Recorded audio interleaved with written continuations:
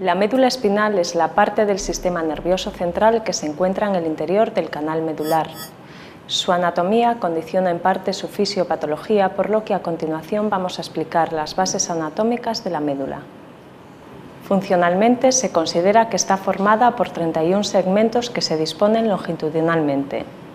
En el centro se encuentra la sustancia gris, formada por los cuerpos de las neuronas y que tiene forma de H, y está rodeada por la sustancia blanca, que es la que contiene a los axones neuronales. La parte anterior de la sustancia gris de la médula o asta anterior tiene una función motora, mientras que la parte posterior tiene una función sensitiva. Por la sustancia blanca ascienden y descienden los fascículos sensitivos y motores respectivamente. Los fascículos motores descienden por el haz córtico-espinal lateral, situado en el cordón lateral de la médula. Los fascículos ascendentes sensitivos son de varios tipos. Por un lado están los fascículos que contienen la sensibilidad térmica y algésica, que entran por la médula a través de su raíz posterior, la cruzan a nivel centromedular y ascienden por el haz espinotalámico lateral. Otro tipo de fascículos son los que contienen la sensibilidad posicional y vibratoria. Estos fascículos ascienden de manera ipsilateral a lo largo de la médula espinal. La vascularización de la médula se realiza por una arteria espinal anterior que irriga los 2/3 anteriores medulares y dos arterias espinales posteriores que irrigan el tercio posterior de cada lado. Las lesiones medulares condicionarán, dependiendo de su localización exacta, la aparición de déficits motores, déficits sensitivos o sintomatología dolorosa. En las lesiones cervicales altas puede existir compromiso respiratorio por afectación del diafragma. En las lesiones bajas, situadas a nivel lumbosacro, podrán aparecer alteraciones esfinterianas o de la esfera sexual. Una situación particular es el shock medular, que consiste en una disfunción neuronal global en las regiones medulares por debajo de la lesión, cuando la instauración se provoca de una manera hiperaguda. El paciente tendrá una debilidad de las extremidades, que será una paraparesia o una tetraparesia según el nivel de la lesión, una ausencia de sensibilidad por debajo de la lesión, atonía vesical, ausencia de reflejos y disfunción vegetativa. Para localizar una lesión medular es necesario tener en cuenta el nivel en el eje rostro-caudal, cervical, dorsal, lumbar o sacrococígeo y la extensión en el eje transversal.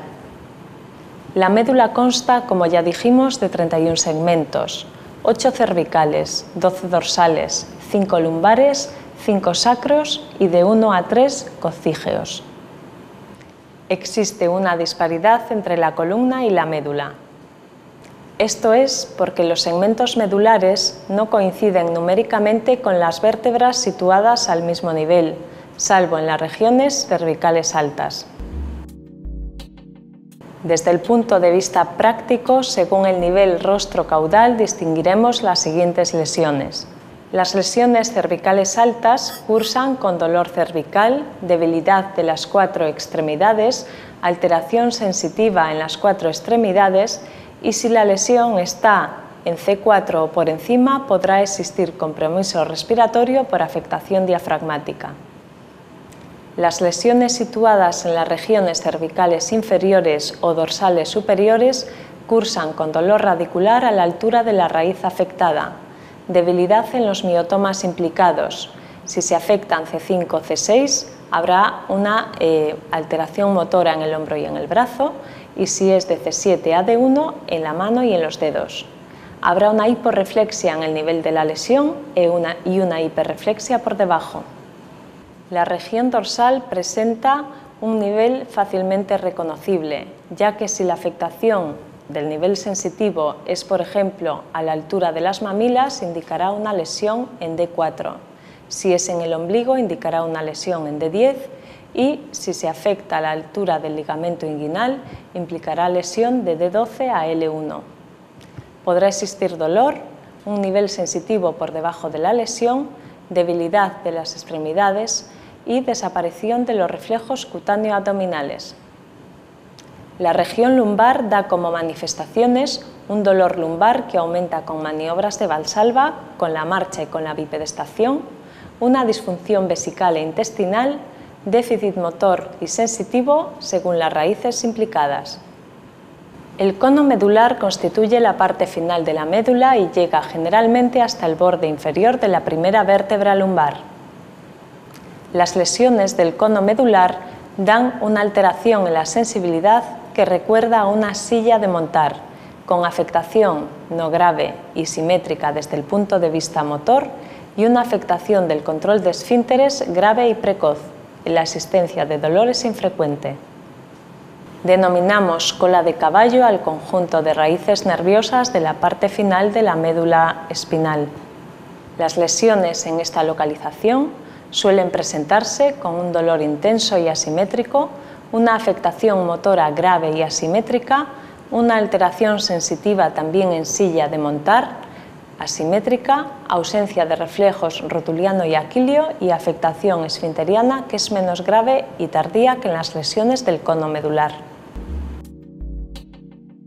Acabamos de revisar dónde se encuentra una lesión en el eje craneocaudal de acuerdo con la semiología del paciente. Si analizamos la extensión que puede tener una lesión en el eje transversal, de acuerdo a la disposición de los distintos fascículos, podremos distinguir la sección medular completa, en la que existe una pérdida de todas las funciones neurológicas por debajo de la lesión, una hemisección medular o síndrome de Brown-Séquard, en la que habrá una hipoestesia termoalgésica contralateral, una hipoestesia táctil posicional y vibratoria ipsilaterales y una pérdida de fuerza ipsilateral a la lesión medular. El síndrome centromedular dará lugar a una hipoestesia termoalgésica suspendida, solo en el nivel lesional, de forma bilateral. Si progresa la lesión, podría haber alteración de las astas anteriores e incluso de la vía piramidal con alteración de la fuerza. Un síndrome cordonal posterior, en el que existirá una hipoestesia posicional, vibratoria y táctil por debajo de la lesión con ataxia sensitiva. Suele ser bilateral. El síndrome de la arteria espinal anterior, que se manifestará como una paraparesia o tetraparesia según la altura de la lesión por afectación bilateral del haz piramidal y de las astas anteriores, una hipoestesia termoalgésica bilateral y conservación de la sensibilidad posicional, vibratoria y táctil. Por último, el síndrome combinado de cordones posteriores y laterales. Este síndrome no aparece de forma aguda, se afectan la sensibilidad posicional, vibratoria y táctil bilateral y los haces piramidales de forma bilateral. A continuación hablaremos de la patología raquimedular, en la que distinguimos dos grandes grupos, la traumática y la no traumática. La patología raquimedular traumática suele verse en adultos jóvenes, varones, y suele dejar déficits neurológicos graves como secuela. Las causas más habituales suelen ser accidentes de tráfico, caídas, accidentes deportivos o agresiones. Hasta un 25% pueden estar relacionadas con el alcohol. En la mayoría de los casos, el daño medular se asocia a otras lesiones como fracturas óseas, dislocaciones vertebrales, desgarros ligamentosos o herniaciones discales. Un diagnóstico precoz es fundamental para iniciar las medidas terapéuticas más oportunas. Sin embargo, en enfermos politraumatizados, con bajo nivel de consciencia, inestabilidad hemodinámica o lesiones de órganos vitales, no es infrecuente que exista un retraso diagnóstico que pueda conllevar déficits neurológicos progresivos. En caso de traumatismo craneoencefálico, alteración del nivel de consciencia, dolor espinal, debilidad o déficit sensitivo en extremidades, es más prudente considerar que pueda existir un daño medular traumático y, por tanto, llevar las medidas necesarias a cabo para su diagnóstico. En urgencias es básico comenzar por las medidas de soporte como el ABC, la monitorización de constantes o el soporte respiratorio si la lesión es cervical alta. Es necesario mantener la inmovilización cervical o incluso corporal y tras esta realizar una exploración neurológica. Esta exploración nos llevará a formular una hipótesis diagnóstica tanto etiológica como de localización. La resonancia magnética medular visualiza de manera óptima los tejidos blandos, como es el cordón medular, y además puede ayudar a diagnosticar extrusiones discales. Además de corregir otros problemas médicos si se presentan, como el uso de aminas en el caso de inestabilidad hemodinámica o de expansores de plasma si hay hipovolemia, si el diagnóstico se produce en las primeras 8 horas, existe un cierto beneficio del empleo de corticoides como la metilprednisolona. El tratamiento de elección será la cirugía. En las lesiones cervicales se recomienda tracción o inmovilización urgente con halo y cirugía precoz en las primeras 72 horas tras la estabilización hemodinámica. El segundo gran grupo de urgencias raquimedulares lo constituye la patología medular no traumática. En ella distinguiremos aquellas patologías de origen compresivo de las no comprensivas. La patología compresiva puede localizarse bien por fuera de la dura madre, bien intradurales y extramedulares o bien en el interior medular. Su causa puede ser de origen infeccioso, inflamatorio, vascular, degenerativo o neoplásico. Las mielopatías agudas no compresivas pueden estar causadas, además, por agentes físicos, tóxicos, alteraciones metabólicas, origen paraneoplásico o invasión metastásica en estas localizaciones. La sospecha clínica se hará basándose en la anamnesis y en la exploración, lo que nos dará un diagnóstico topográfico. Las pruebas de neuroimagen de urgencias irán encaminadas a descartar un origen compresivo. Si se descarta, sería necesario realizar una punción lumbar para el estudio de otras etiologías. Las compresiones medulares son indicación de cirugía urgente. Para las causas no compresivas, el tratamiento dependerá de la etiología. En aquellas causas en las que se sospeche un origen inflamatorio idiopático habiéndose descartado una etiología infecciosa, el tratamiento recomendado será el uso de metilprednisolona. Los corticoides recomendados en el caso de patología compresiva serán dexametasona. Si la lesión es de origen tumoral, deberá realizarse cirugía en aquellos casos en los que el tumor primario sea desconocido o exista gran inestabilidad de la columna. Para el resto de los casos, la radioterapia es una alternativa eficaz. Es fundamental el adecuado diagnóstico diferencial entre un daño medular agudo y el síndrome de Guillain-Barré, ya que ambos pueden ser causa de debilidad en las extremidades y cada uno de ellos tendrá un tratamiento específico. La debilidad será en miembros inferiores, en las lesiones medulares inferiores y en las 4 extremidades si la lesión es alta.